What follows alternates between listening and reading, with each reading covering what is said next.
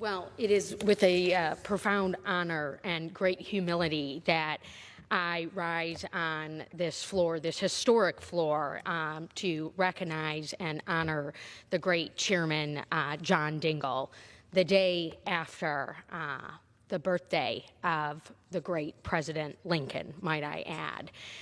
It is clear that John Dingell's life manifested Michigan.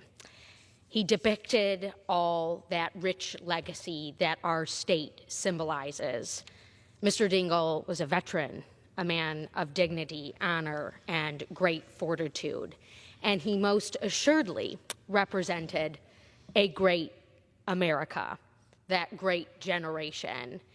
And it was his life, this long life, that is compounded by its beginning and its end, and that arc of progress of which he certainly represents. Mr. Dingell loved life, he loved life, and he loved this body, he loved this House of Representatives. He was the man of the House. He was the dean of the House. I lovingly referred to him as the dean, and as we remember the Honorable John Dingell and reflect on what he meant to this body, to this nation, and to our great state of Michigan, as somebody who is now representing parts of southeastern Michigan that touched the auto industry he so loved, we can remember his steadfast support of our domestic automakers over the decades. John Dingell understood the fate of the auto industry and the fate of southeastern Michigan and Michigan as a whole as being forever intertwined, that so many Michigan workers depended on the success of our auto industry, from General Motors to Ford and Chrysler, all the way down the supply chain. I had the privilege, not as a member of the House of Representatives, but as a White House appointee in the administration of Barack Obama in the United States Department of the Treasury, on the team that was responsible for saving General Motors and Chrysler. We were called the Auto Rescue Team. 10 years ago, when Mr. Dingell was raising his voice and leading conversations and standing up for that auto industry. And just as he always has been a ferocious advocate, he was then a ferocious advocate for the federal initiative to save our automakers from liquidation, to save over 200,000 Michigan jobs, and to stand up for Michigan and everything we represent. Today, there are thousands of families in Michigan who have kept their jobs because of John Dingell, whose value of work is respected and understood because of John Dingell. And to him, that was just another day of work. To him, public service and doing right by his constituents was simply second nature. Any elected official in our country, and there are the 535 of us who sit in the House of Representatives and the Senate, we would all be wise to study John Dingell's passion, his mastery of legislating, his dedication to public service, and his record of achievement in an era that has sometimes felt very polarizing. Somehow, this man, this great dean of ours, is the great unifier. And we saw that in his passing.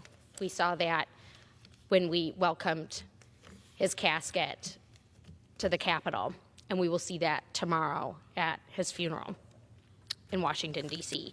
John Dingell knew how important it was to bring industry and labor to the table during the policy-making process. He knew that the auto industry needed a friend, needed a champion for everything that was right by our country and, frankly, our state's origin. He made our big three stronger by pushing them to adopt fuel emission standards. See, Complicated policymaking brings all the stakeholders to the table, and John Dingell knew how to do that. He knew how to do that for the environment. He knew how to do that on safety.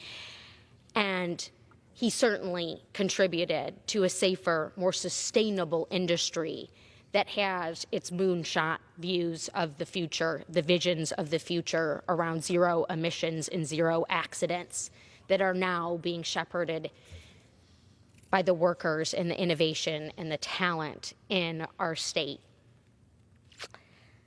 John Dingell always strived to do the most good.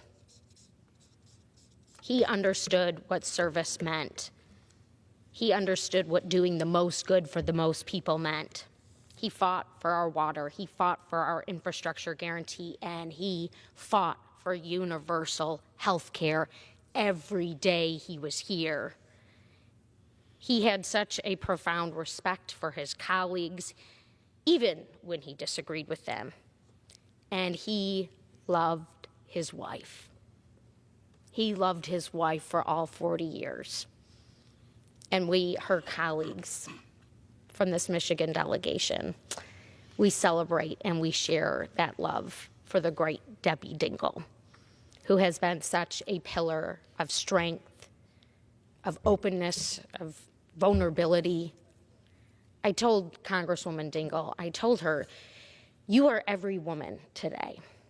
You are every woman in your grief. And as we recognize your incredible husband, as we recognize him here today in this codified moment, and as we carry his torch forward, because that is what we do through the generations, as we pick up the torch and keep carrying it forward, we will also continue to carry Congresswoman Dingell forward in her grief, in her adjustment, and in the memory of her husband. And as such, John Dingell, most assuredly, will always be remembered in our great state of Michigan.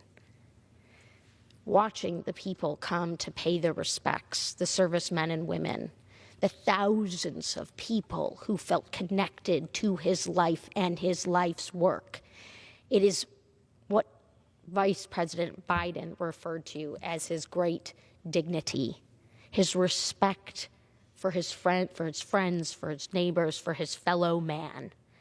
His contributions to this nation will not be forgotten, and they will certainly be felt for generations to come. So today, in a very official way, I say goodbye to the chairman, to the dean, to the congressman, to the veteran, John Dingell. Thank you. We will miss you dearly.